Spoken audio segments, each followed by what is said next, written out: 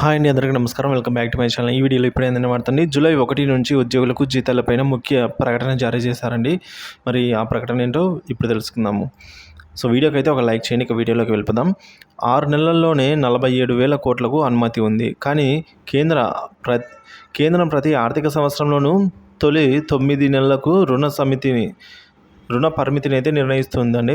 ఇతర రాష్ట్రాలన్నిటికీ కూడా ప్రస్తుత ఆర్థిక సంవత్సరంలో తొలి 6 నెలలకు 47,000 కోట్లు మాత్రమే బహిరంగ మార్కెట్లో రుణం తీసుకునేందుకు అనుమతులు ఇచ్చింది ఆంధ్రప్రదేశ్ రాష్ట్రానికి సంబంధించి. అందులో జగన్ ప్రభుత్వం 25,000 కోట్లను సమీకరించింది. సెప్టెంబర్ వరకు మరొక 22,000 కోట్లను బహిరంగ మార్కెట్లో రుణం తీసుకునేందుకు మాత్రమే అనుమతి ఉంది. సో రాబోయే 10 రోజుల్లో రాబడులు, కొంత రుణం, అలాగే వేస్ అండ్ మెయిన్స్ అడ్వాన్సులు అన్నీ కలిపి ఒక జూలై 1 నాటికి అవసరాలు తీరేలా ఏర్పాట్లు చేస్తున్నారని సమాచారం అండి. కూటమి ప్రభుత్వం, తెలుగుదేశం ప్రభుత్వం. సో ఉద్యోగులకు జూలై 1న జీతాలు ఇచ్చేందుకు ప్రయత్నాలు అయితే జరుగుతున్నాయి.